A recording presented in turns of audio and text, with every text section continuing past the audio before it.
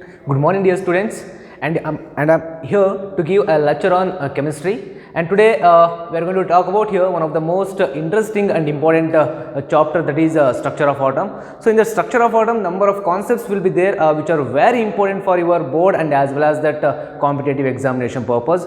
And today let's start with this session with a matter. Okay, so let's discuss here one of the most interesting chapter, that is structure of atom.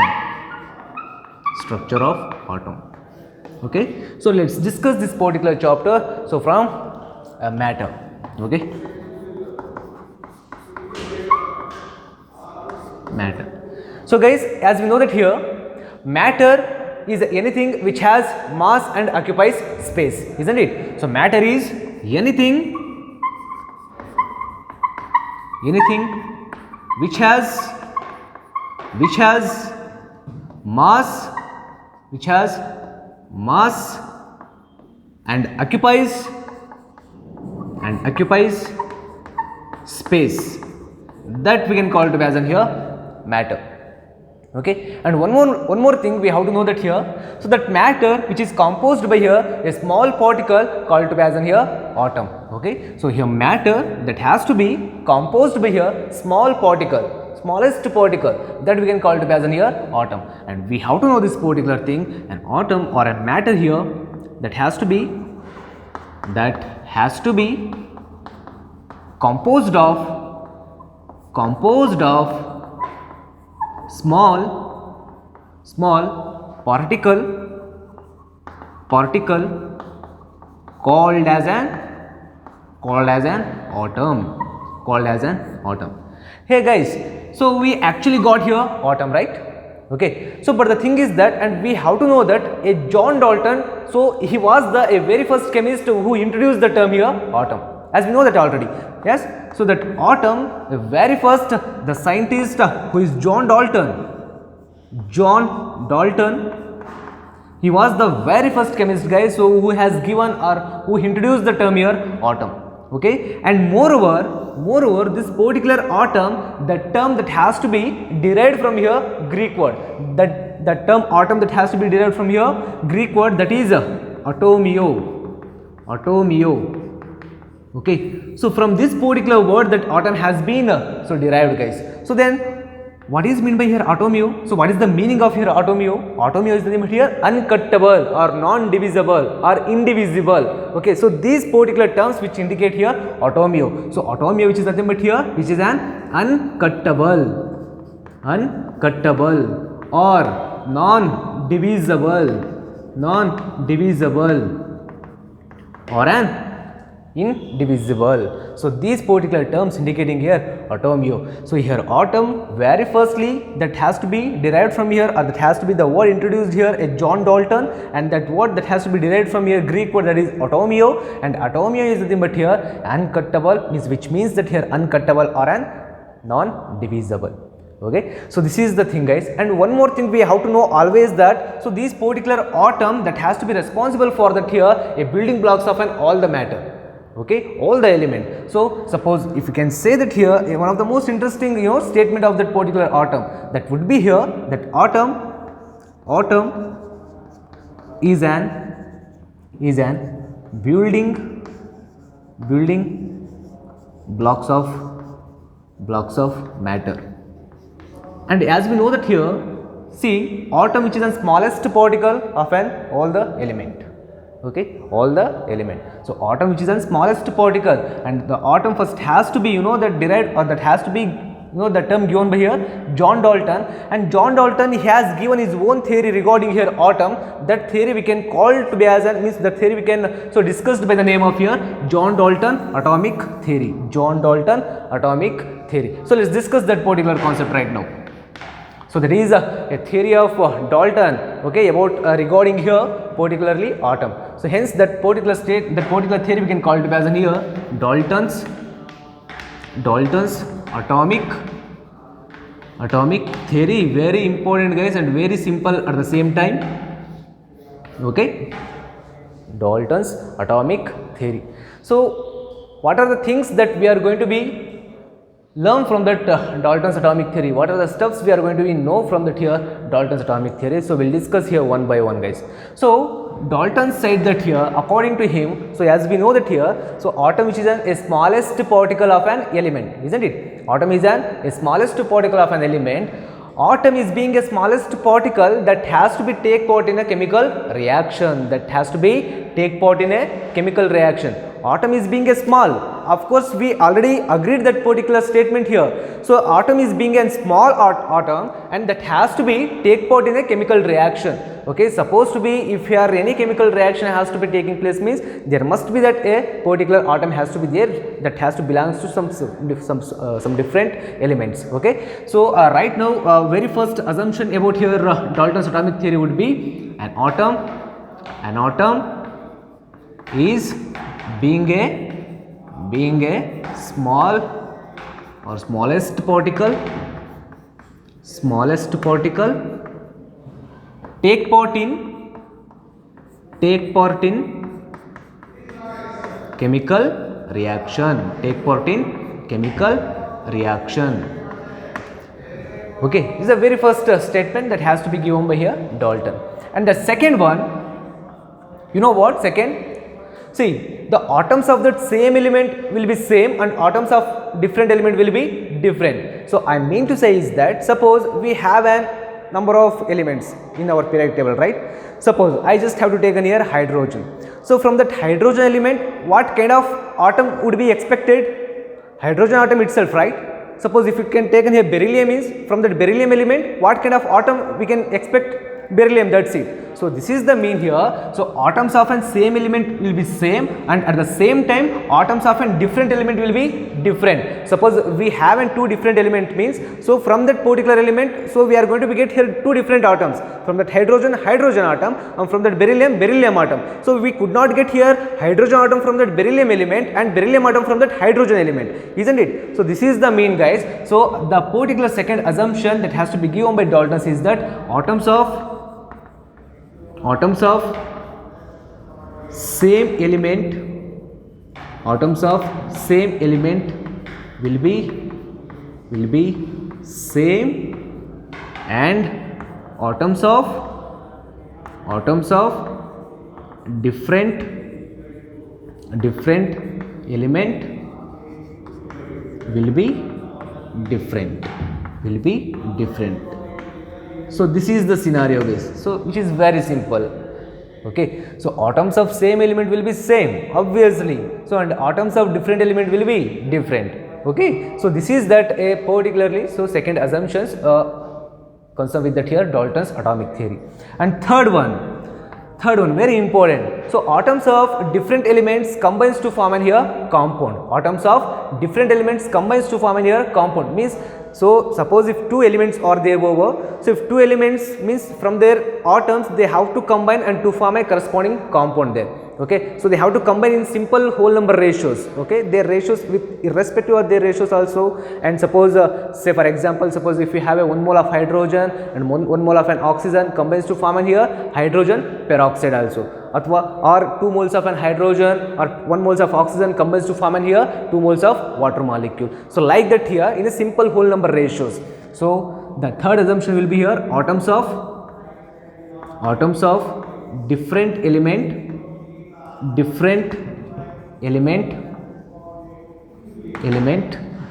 combine to form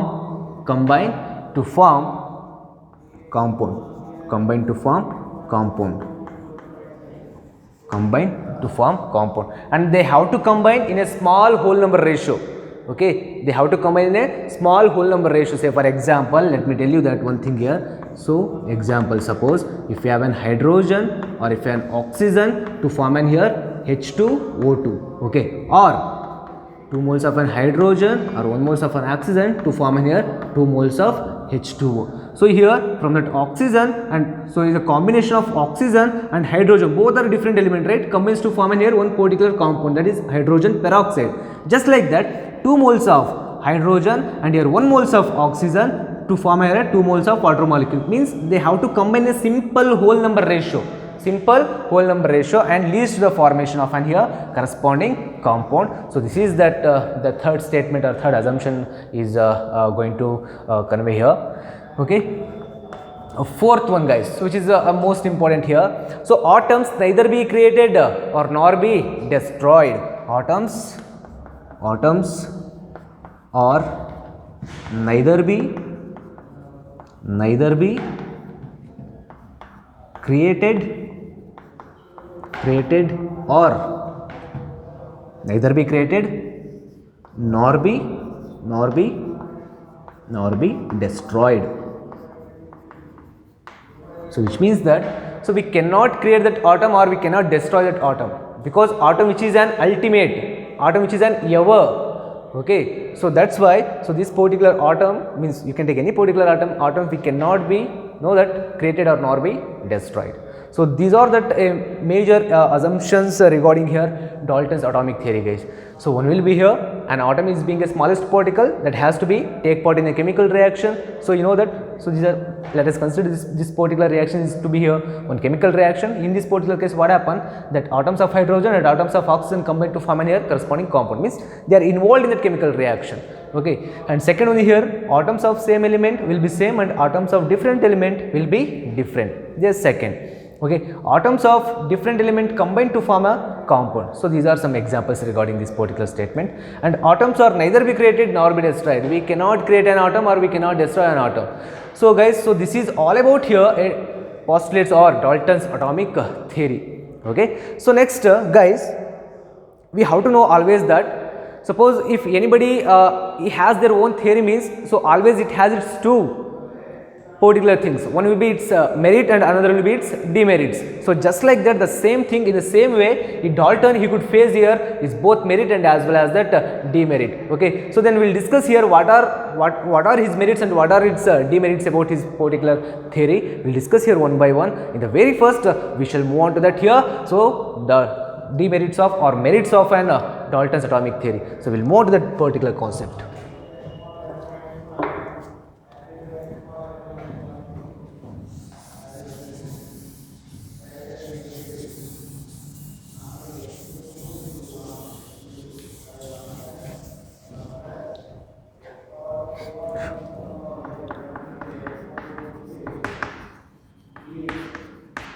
Merits of Dalton's atomic theory. Okay, so what are the merits we could find out from by studying here Dalton's atomic theory?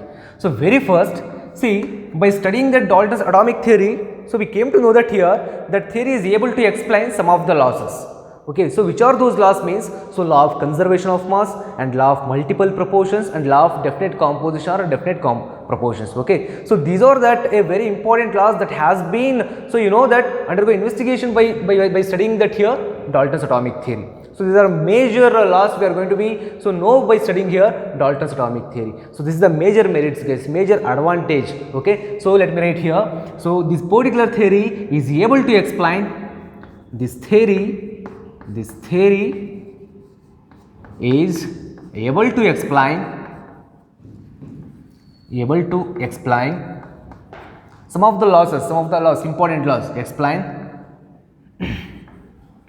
law of conservation of mass, law of conservation of mass, law of definite proportions or definite composition,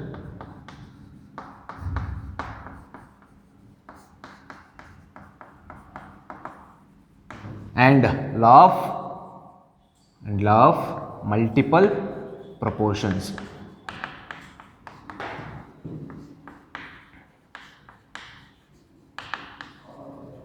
Multiple proportions. So these are the major you know that so information that we have get from that here by studying here Dalton's atomic theory. Major merits. So major merits. So what is the merit of the Dalton's atomic theory means? So by studying this particular theory we came to know that some of the laws like law of conservation of mass, law of definite composition, and the last but not the least here law of multiple proportions. Okay, so this is that very important merits of the Dalton's atomic theory.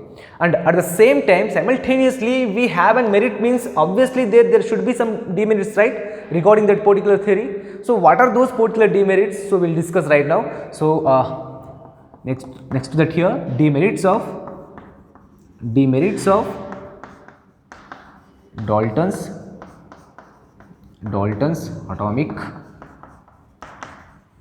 atomic theory.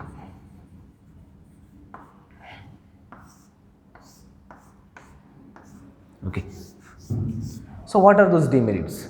So the very first thing is that here, so this theory, it could not explain or fail to explain here the internal structure of an atom. He could not explain that what are the stuffs which are present in that atom. He could not explain that particular scenario here. Okay, hence that becomes his demerit. Okay, so very first demerit is to be here. This theory is failed to explain.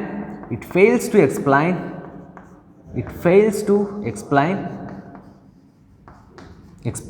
the internal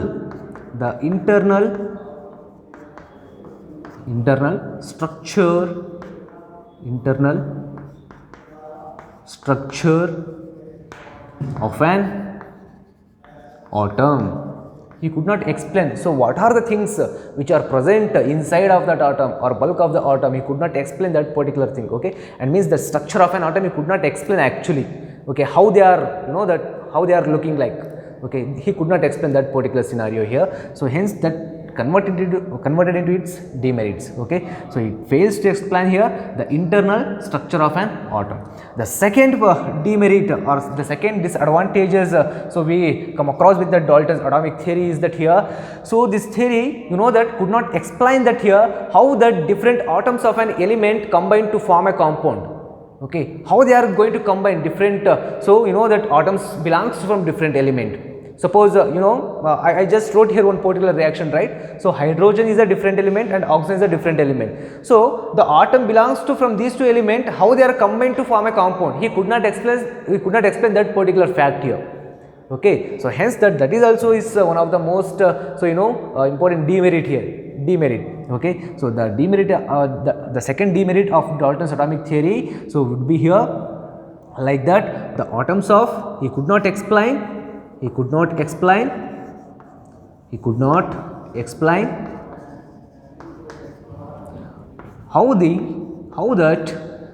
that atoms of different element combines and to form a compound. He could not explain this particular fact, guys. Okay, so third one. So and almost this is also somewhat important, guys. So he could not explain one particular process here. So what that particular process means? Suppose we have a glass and that particular glass that has to be rubbed with here silk. Okay, so rubbed with here silk then generates that electricity. Okay, in that particular process the electricity has been generating. So by rubbing with that glass and as well as that silk. Okay, so we have a glass and we have a silk. Suppose we have to rub with each other means electricity has to be generated. But he could not explain how that electricity has been generating in that particular phenomena, in that particular process. So that's why. So that particular theory also, this particular theory which is that also gives which is major demerits. Okay, so this is also one of the most important demerits, that is so he could not explain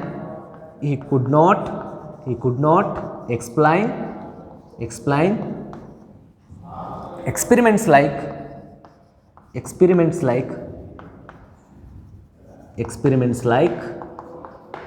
when a glass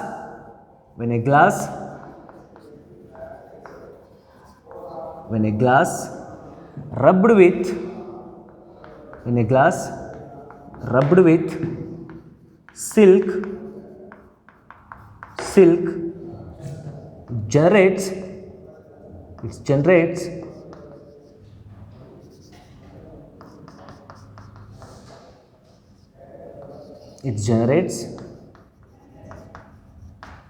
electricity.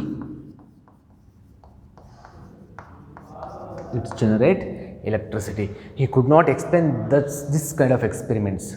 Okay, so hence that these three particular statement which is comes under that here demerits of Dalton's atomic theory. Okay guys, so these theory and these concepts are very important. So one will be here Dalton's atomic theory and their merits and as well as his demerits. Okay, that theory is demerits. So these are the major important concepts here. So we have been discussed in the case of structure of atom. Okay, so and we shall move on to that here, one of the most interesting a small concept that is also, but we cannot neglect that particular concepts also and very important. So let's discuss that particular concept, that is subatomic particle. Subatomic particle.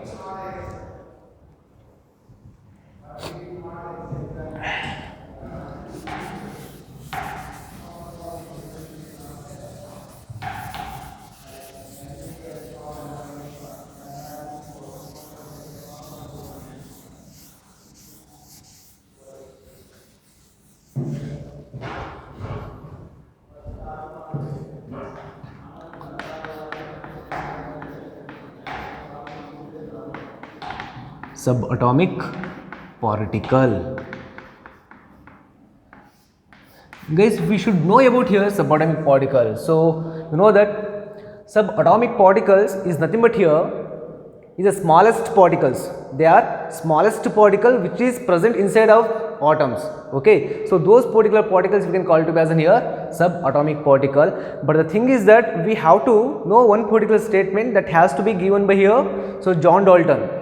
Okay, so what that particular statement means? So he has one very certain statement that is, okay, one particular specific statement that is. So according to him, atom is an ultimate particle of an element. Atom is an ultimate particle of an element, but that statement has been disproved, guys. Okay, so why that particular statement has been disproved means, so the thing is that atom which is not being an ultimate particle of an element. So rather here these subatomic particles would be that a ultimate particle of an element. Why? Because see, the thing is that, see how that that scenario is to be. If you consider element, atom is going to be very small. If you consider atom, these electrons, protons and neutrons means this subatomic particle is going to be very small. Okay, so this is the thing, hence that this subatomic particle is going to be a ultimate particle of an matter or ultimate particle of an atom. You know that. So this is the scenario, guys. So subatomic particle is nothing but here. So let me if you can define that subatomic particle means, so an atom which consists of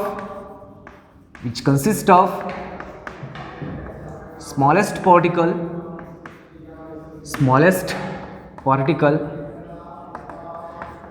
like proton,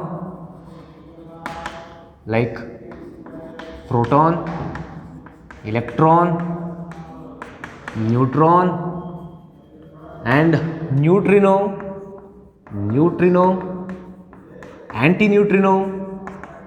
antineutrino and meson. So guys, so these particular particles, so considered as an here ultimate particle of an element,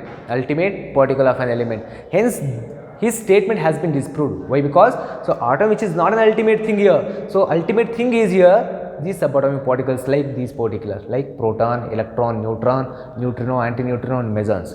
So among these particular subatomic particle, so proton, electron and neutron, these are fundamental particles of an atom considered as an here. So they are considered as an here proton, electron, neutron, these particular subatomic particle considered as a fundamental particle of an atom. Okay, so proton, neutron and so electron. So these particular subatomic particle so can be considered as an fundamental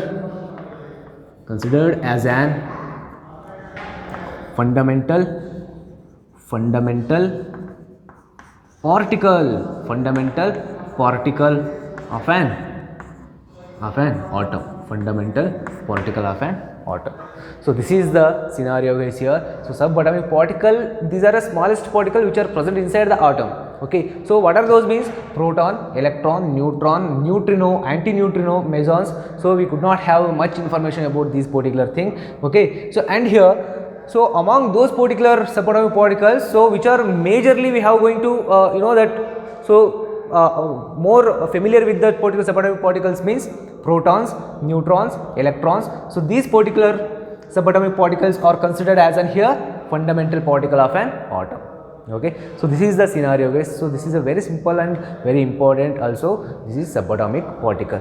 So and we have come across with that subatomic particles like proton, neutron, electron, but we don't know how their discovery has to be done. Okay, so if it is proton, neutron, electrons, we are studying their particle theory means behind that their discovery is also has to be there. Okay, so right now, so we will discussing here, so how their discovery has to be done there over. Okay, so we will discuss here one by one concept. So let me go with that here, discovery of an electron. Discovery of an electron, very interesting guys and very important as well.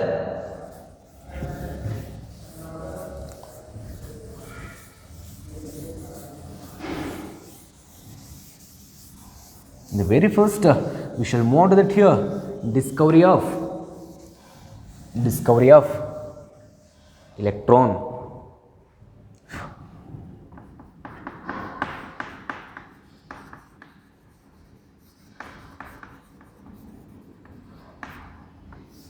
Discovery of electron. So guys, electron, which is a subatomic particles, right, which is also present inside the atom. Okay, and very first that electron that was discovered by here a scientist, that is J.J. Thomson. Okay, electron that has been discovered so by a scientist J.J. Thomson. J.J. Thomson. So he was the very first scientist who has discovered here electron. So with the help of discharge tube experiment. With the help of discharge tube experiment.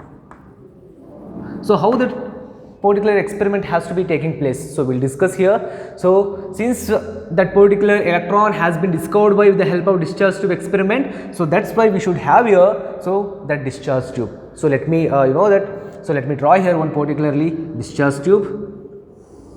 So we are going to discuss right now here discovery of electron. So let me discuss how that actually electron is going to be discovered. So with the help of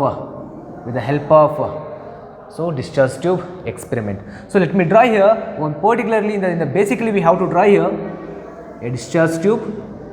Discharge tube would be like that, and that particular discharge tube that completely made up of your glass. Okay, that particularly this particular discharge tube completely made up of your glass, and this particular discharge tube that has to be fitted with here a two thin metal electrode. That particular glass tube or that particular discharge tube that has to be fitted with here two thin metal electrode, and that particular metal electrode so has connected externally. It has to be connected externally by one particular battery here. So that battery that can generates that voltage. Okay, a high voltage generator. High voltage generator. So these two are on here. Metal electrode, one will be here which acts as cathode that we can call to be as an here cathode, and their symbol is to be here negative, and here one will be anode and their symbol is to be here positive.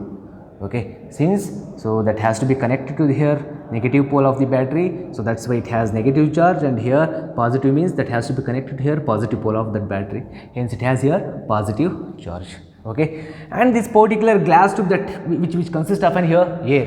Okay, which consists of an here air, that particular air that has to be means that pressure of that air that has to be that reduces about here means which consists of an here air, and their pressure that has to be reduces by means of an here so vacuum pump, guys, by means of vacuum pump. We will write here.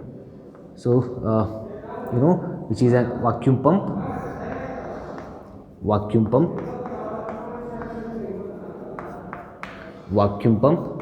So this discharge tube which consists of a air, and that pressure of air has been reduced by means of vacuum pump about 0.1 millimeter of mercury. 0.1 millimeter of mercury, which is most important. So we are discussing a discharge tube experiment for that discovery of that electrons means. So very first criteria is to be here for this experiment at low pressure. Okay, so since this particular glass tube or discharge tube which consists of an air means that pressure of that air that has to be reduced by means of vacuum pump about here 0.1 millimeter of mercury, which is the most important thing here. Okay, most important thing. And guys, you know, this is nothing but here discharge tube,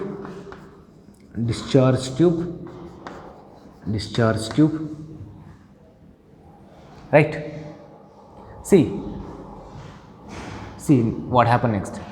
And that, so as I told you here, high voltage generator, and that voltage we have to supply for this experiment is to be here 10,000, and voltage here about 10,000 voltage. So guys, so these two things are a major criteria for that. So in the discharge tube experiment for the discovery of that electron, so pressure would be very low, about 0.1 millimeter of mercury, and that voltage would be very high, that is 10,000. These are a very important criteria for that. So discharge for the discovery of an electron. So in discharge tube experiment, pressure would be always 0.1 millimeter of mercury, and voltage would be here 10,000 voltage. Okay, so see here next what happened. Suppose we have to apply here a 10,000 voltage in between these two particular electrode, then what happened, that current has to be flow in that gases, thereafter so what happened here is some invisible rays are flowing from here, or moving from cathode to anode, So when we have to apply here 10,000 voltage in between these two electrode, so from that cathode what happens, some invisible rays are flowing, some invisible rays are moving from, so this particular electrode means cathode to your anode. So but how we come to know that there must be that movement of a particle would be there? So how do we know this particular thing here? Okay, so when that particular rays is made to hit on that here a wall of that glass means that particular particle is started to glow. Okay, it started to glow. So thereby we came to know that there must be that here a movement of some invisible rays is flowing from here cathode to anode, and you know this guys. So this particular wall of the discharge tube here, phosphorescent material, that would be phosphorescent material that has to be coated with here a compound called zinc sulfide. So which is an here a phosphorescent material that has to be coated with that here zinc sulfide, and which is this particular discharge tube, wall of the discharge tube has been, you know, that coated by here a phosphorescent material, that is here zinc sulfide. When here invisible rays is made to hit to this particular wall, then that, so you know, that rays are started to glowing. So by using that particular scenario we came to know that there must be that a movement of invisible rays from that here cathode to anode. So these rays we can call to be as an here, cathode rays. Cathode rays. Okay, so this is how that experiment has to be going on, guys. So from this particular experiment ultimately we came to know that here, so particular cathode rays, and this cathode rays is nothing but this particular cathode rays is a stream of electron,